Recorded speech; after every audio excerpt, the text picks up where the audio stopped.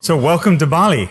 Thanks for having me. It's great to be here. Well, we're here in Mama-san, one of my sort of main restaurants, key restaurants. It's one of the oldest that we've had, or have, shall I say. Is this your first time to Bali? No, the last time I was in Bali was probably a lifetime ago. I was 17. I came over on a surfing trip. So Schoolies? yeah, no, In not short? schoolies, not schoolies, not schoolies. Not schoolies, a little bit more than a little bit schoolies. more than schoolies. Yeah. But so a lot has definitely changed in the 30-something years that I haven't been. Well, you've obviously got a few more tattoos than you did when you first got your one definitely, in Bali. definitely. None were done here though. So Okay. So basically, we're here to do a collaboration together in Buzo.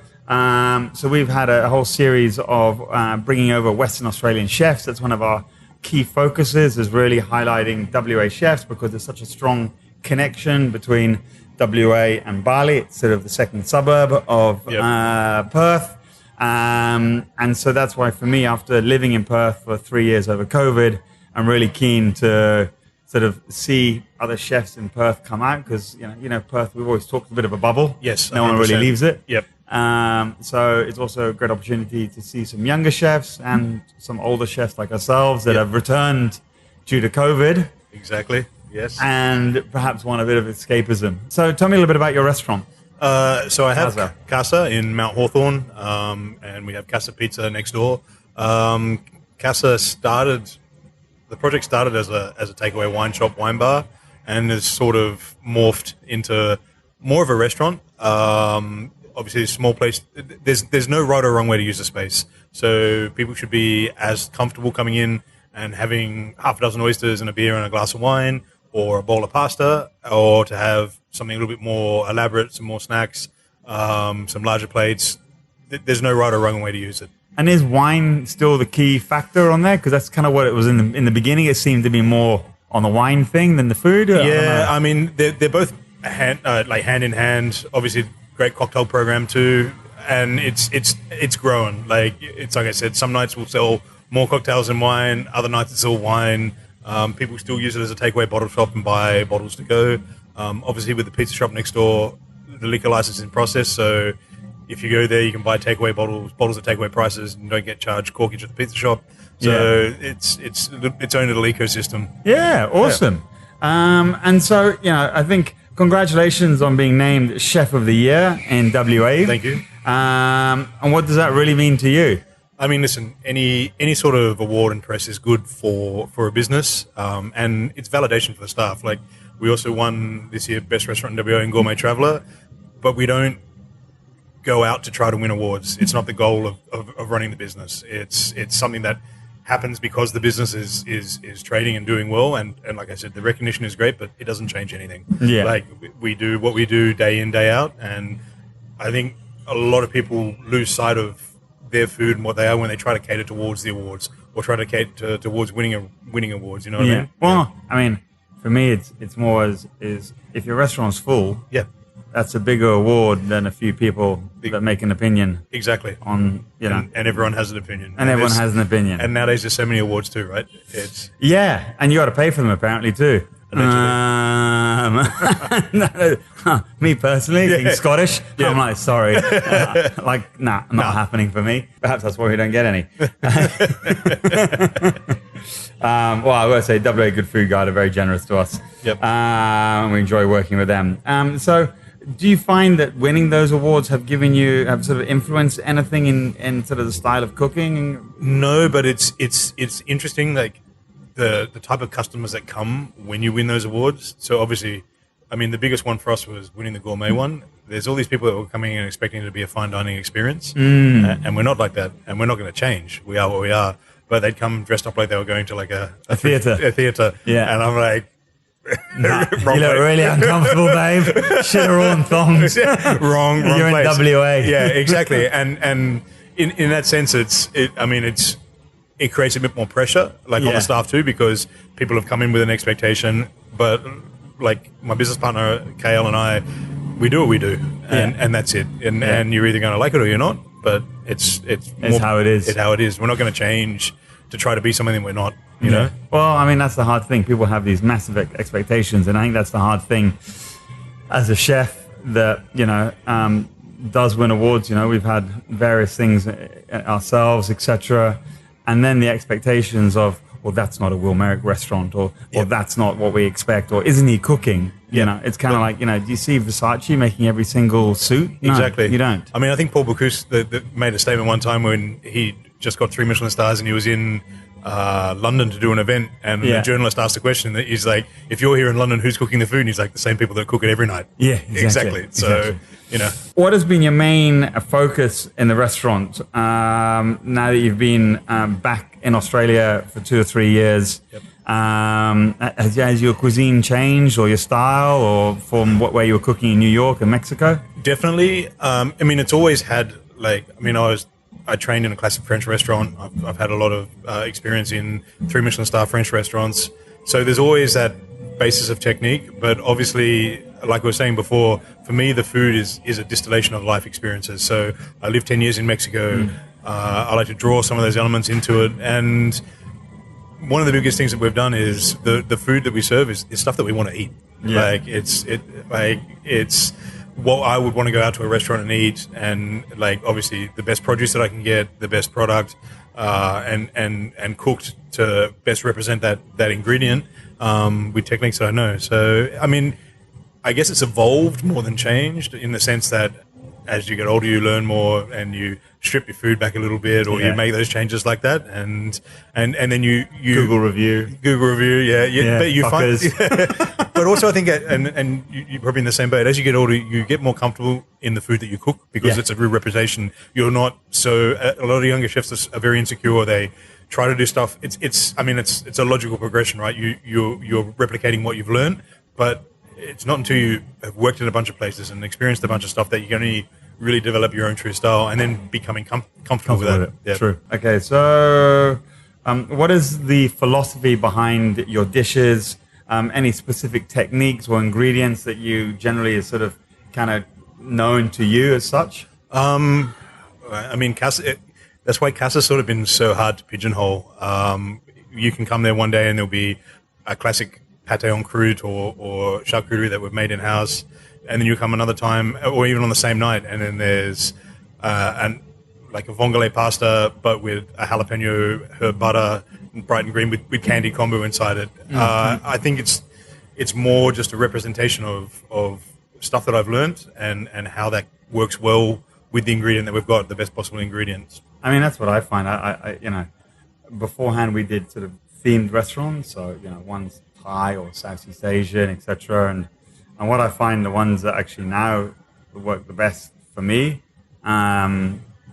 is more ones that actually are inspired by what you've done. Yes. And you're maybe cooking on a grill or on flames, or it's more of sort of Japanese techniques, but it's still Italian. Yes. That's going in there. And I think, to me, I don't think you need to pigeon yourself into that genre. Yep. And I think people are also becoming much less focused on, I think the young don't care if it's traditional Thai or if it's traditional Malay. They just want good food. Exactly. Like, if it's Instagrammable and it tastes good, they don't give a fuck. Yeah, exactly, 100%. Okay. In your view, what sets Western Australian food scene apart, and how does it inspire your creativity as a chef? I mean, for me, I think it's the products that are available. When I left Australia to go overseas, scallops from Rottnest Island weren't a thing. Some of the fish that we get weren't really a thing, and just the level that produce has got to, I think is very inspiring. It's pristine coastline, and it's exciting ingredients to use. I think for me. I think it's I mean, I came back probably just as a starting. I think COVID kind of took it off. Yep. And people started to actually, people weren't allowed in the borders, flights weren't coming in, so people really started to focus on what they had around them. Yep. And I think a lot of great chefs have come back from overseas back to Perth and realized, oh shit, actually it's pretty nice here. We don't need to be going anywhere else. Yeah, I mean, it's like I've said to the guys too. I think obviously when you and I are younger, no Instagram, no Facebook, no nothing, and Google, you couldn't really Google a restaurant or anything. Yeah. So you had to go and leave and work somewhere to get that experience. Now, go, but you don't have to work in a 3 Michelin star restaurant. You can go and work somewhere and learn to make I don't know, paella, like somewhere, and that's fine, and take that technique, or go to Mexico and learn how to make a great mole, or go and like a great aguachile or a ceviche or something like that. And once you get a basis of technique, you can find something cool and Google it, and you can work out how to make it, you know, and adapt it. Yeah. But like, I think the most important thing is to get that work ethic in first, and then just go and try as much food as possible. Yeah. You know? No, I think so totally. Okay, so when it comes to menu creations, what do you prioritize on seasonality? Do you kind of is it more local, or is it more just loyal to certain customers that you kind of want to work with? It's or actually not customers, suppliers, should I say? Yeah, it's interesting because I think there's only probably 2 dishes from the original menu that have ever stayed on at Casa. It changes a lot. I work with my suppliers, so for example, they'll call me in and be like, "Hey, there's 10 kilos of the most amazing King George whiting that like it's still in rigor." I'm like, "Okay, I'll take it." And then that might mean 2 days in, the fish will change to a different dish, and so we'll change the set, change whatever. We cook based on the ingredients that we can get. Yeah. Obviously, like there's some things that are more consistent. I also have a problem. I get bored very easy. So most chefs call me. So if I have to ADHD, taste, all that. exactly. So if I have to taste things over and over and over again, I'd rather change it before I get to the point where I don't want to taste it, because then it's if I get to that point, then it's just like I have to taste this again, and it's not the same. I don't know. I also find that a dish can be overcooked. Yep. With the chefs. Yep. And it becomes shit. It doesn't become what it was when you first did it. Yep. Or the recipes variants and they change slightly. Yep. So yeah, I'm a big believer of constantly changing. I'll probably change a little bit too much if you ask. I do, yeah. I'm always last minute guy, Yeah, so 5 o'clock, oh shit, we're going to change this. So am I, much to Kale's dismay. So what would you say are the key differences between sourcing meat directly from farms versus suppliers? I mean, listen, it depends on the supplier too, right? There's some suppliers that go out of their way to source good product, like a lot of the smaller suppliers. Going to a farm that is doing everything right is obviously always better, and you'd rather give the money straight to the farmer, right? What I found over the years, though, too, some of the smaller like farmers don't produce enough quantity to be able to run things consistently on a menu, which, depending on the venue, can either work in your favor or work against you, right? So it's I mean that's where. We had a great day yesterday. We went up to the Heritage Pig Farm, met George. I mean, what do you think about what they did up there? It's incredible. Like it's world class, the project, and then the quality of the pork is amazing. But just it's such a thoughtful project as well. Like every single element has been thought out, well planned. It's not like just doing something for the sake of doing it. It's very concise. I mean, you've obviously worked in kind of wild west areas as well, and it's for me it's hard to find people that actually want to make the change. Exactly. I think I said to you yesterday as well, like the biggest problem that I had in Mexico is we would find some suppliers that would try to do things the right way, but when they slaughter the animal and they take the animal to slaughter, it didn't matter whether they were injecting it with clenbuterol or they were raising it the proper way. It was still the same price per kilo at the block. And that's what makes it uninteresting for people to get into it, or even local farmers to look at maybe producing that. Yeah. So, I mean, like, are you sort of surprised that Bali was maybe at that level of bringing or looking after produce? I was, and I was actually very impressed because, like I said, like his operation's world class. Yeah, I mean, it's the best farm the only farm in Indonesia, right? Yeah, the only farm. He's very proud of saying. Apparently, there's no other farms in the whole of Bali or Indonesia. So I mean, it's for me. I notice a difference in the pork. Yes, it is more expensive, but ultimately, I look at it as a marketing element as well. But also, if you like. A lot of people don't understand. You can use an expensive item on your menu. You just got to balance it. You got to have a balanced menu. Juggle it, like make it work. Like it's, that's part of being a chef too. And I think I mean, if I put expensive items on, I will sometimes actually not put it into the profit and loss. Yep. And put it as actually a marketing cost. Right. So it's like giving a discount, or it's like giving a 2-for-1 or whatever it is. Yep. And when you put it into your budget, you basically go, well, we're not going to sell a lot of that, but ultimately we've made 3 times what we would have made if we sold a bowl of chips or something along the lines. Yep. So, I mean, since you've come here, I mean, how was your experience this morning at the fish market? It was pretty interesting. I mean, it reminded me a lot of Mexico too, right? And like open air wet markets are kind of a thing too. I don't know. I mean, I look at it as there's an abundance of fish. Yeah. There's good fish, there's shit fish. Yep. And that's, I think, the hardest thing about cooking in Asia is that there's no treatment of the produce. Yep. It's literally chuck it in a box, put it in a nice slurry, travel it 1,000 kilometers, and then off you go. So, a lot of the fish that we saw today has come from Java, so that's or Bangi Wangi. Yep.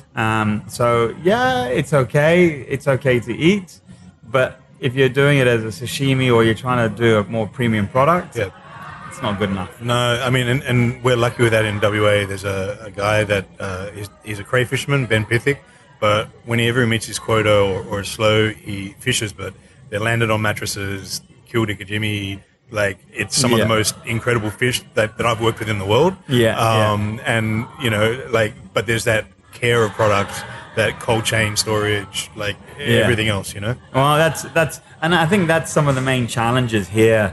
And I don't call it a challenge. I call it more of it depends whether you're a good chef or a bad chef. Yep. And you can get a product that maybe is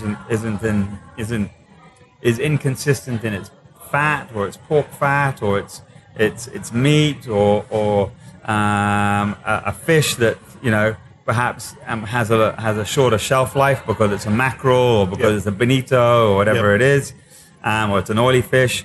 And it's really about how to use those fish 100% and make them better. Everyone can take a snapper, and cook it. Everyone can take a seared piece of tuna and cook it, and it's going to be fine. But if you're taking some of those more complicated fish, we took back some ling, or ribbon fish, and we filleted it. What was your thought on that? I mean, the way we cooked it and grilled it, obviously not the best for it.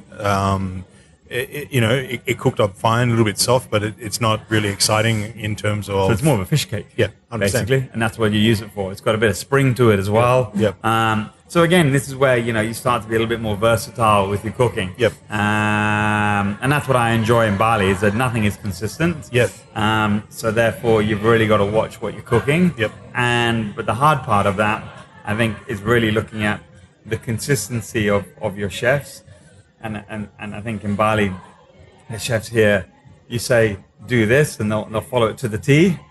But for them to go, but you changed the recipe, you've changed the timing, or you've changed the cooking process of it, that to me is not changing the recipe, that's just working with the product. I always say read the ingredient rather than, before you cook it, read the ingredient so you'll know how to treat it. It can be the same recipe. Exactly. But maybe you're going to have to play around with, the ingredient or how you cook it. I mean, at the end of the day, too, recipe is just a guideline, right? It's not... Totally.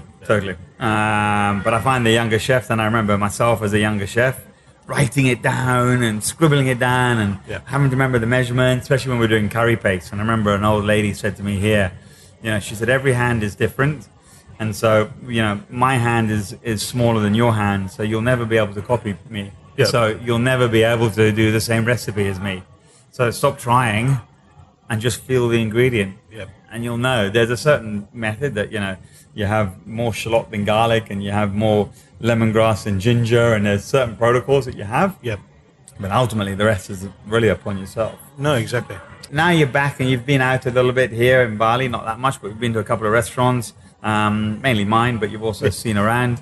What's your general feel of how you think Bali is and the kind of the scene here? I mean, it's definitely intense in terms of number of restaurants, competition, and everything. But I think the food's great. Like, I mean, even like yesterday with the sausage that we went to. How was that? We went up into the jungle. And standard locale. And that was one of our favorite warungs. It was so good. The urutan sausage. Traveling through all the small roads to get there. What did you think? It was incredible. Like, I live for those kind of experiences too, right? I guess it's like when you've worked in restaurants so long, like, and you can cook. You're looking for stuff that you don't do, or that's like, I mean, like in Mexico, like I was saying to you before, it's like in the Riviera Maya, like down on the Yucatan, you'd go to where the fishermen pull in, and you'd have pescado ticanchic, like grilled fish, and you'd have like a ceviche, like big bowl of guacamole, and like some beers, and just it's awesome. It's just great. Like, Love you know. Love it was the same thing yesterday. Like, smell the smoke from the smoker. You're outside under a tent in the jungle. It's like, it's authentic experiences that you can never replicate. No, totally. And you don't need to build $1 million businesses and go bankrupt. Exactly. Sure.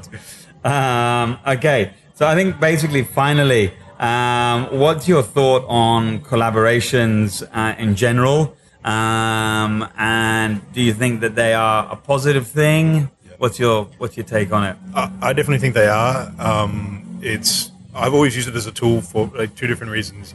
One is a learning tool for the staff, and it was something that we really tried to do in Mexico, because a lot of them are so close to the border in the US, but will never get the chance to go and work in the US. So we had David Kinch come down and cook with the guys, and all the staff had seen him on Chef's Table. That had the book, and just to have someone like that come and spend a couple of days and cook with them, that was just mind blowing, you know. And that's what I said to David. I was just like, these guys, their dream is to work with somebody like you. But the fact that they could never do it, like, I want to try and make that a reality stuck for with them. you. Yeah, exactly. You know, they're stuck with the Australian. You know, it's like, but and even in Perth, it's like the events that we've done have either with people that I've known or worked with before, like Paul Carmichael came over as one of the first ones, and we were together in New York, and then just other people that I know that I respect and I like their food.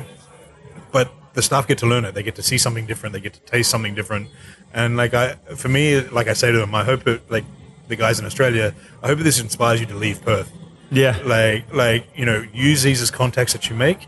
And when the time comes you're ready to leave, call those people. Try to get a job there. Use it as a stepping stone. I'm like, don't stay in Perth. Like, you need to leave and travel and open your mind, and don't just go somewhere for a holiday and then come back and say you're going to cook Mexican food. Like, that's not, it's not what it's about. Go there, live there, be part of the culture, learn the language, like, embrace it. But use this as a small, if you don't want to go overseas, go to the other side of the country. Take it as a stepping stone. But these are the contacts. These are how you build contacts. And then, obviously, for example, Nick from Porcine has come a couple of times. He's a good friend. Nick used to work at the Ledbury. You want to go to London? Like, you know, like, he like, use it as a thread, as a contact to move forward. Totally. I mean, that's what we did with some of my chefs at Will Street. I brought a couple of them up here. I brought a waiter or sommelier up here as well. But I also find that, like, one of the hardest things as well is also having those younger chefs come up. And when you work overseas, it's not like working in Australia where you're just a line cook. Exactly. If someone's going to invest in a visa in you, they expect you to be able to run and lead and manage. And that's a big step. I mean, I remember when I did my visa to work at Danielle in New York, this is like 10, 15 years ago. It cost me $25,000 to do the visa, and it was a 3-year visa. Every 6 months I got that money reimbursed to me, but as part of the reason, like, they're not going to invest that money in someone and have you leave in 3 months or 6 months. It was just like, you know, and it was a lot of money for me back then to be able to do it. Oh, imagine 25 grand US. Yeah, so that's like 50 Aussie. Yeah, so to be able to do that, and I had to get, and like, obviously every 6 months it was broken up over I think the visa was 3 years, the visa was 2 years. So every 6 months it was broken up, and then I stayed for another year after that. Wow. But yeah, it's just like, otherwise, you know, people come, they get a visa, they don't like it, and they leave, and it's an expense to the business. You're not meant to do that as a business over there, but it's just like, hey, you want to work here? Like, that's what it takes. That's what it takes. Fair enough, you know? I would say. Yeah. Well, listen, Paul, thank you, and we've got to enjoy the event and the rest of the week. Fantastic. So we better get cracking with prepping our dishes. Yep. And it's a pleasure to have you in Bali. Likewise, it's a pleasure to be here. Thank you so much. Thank you. Cheers.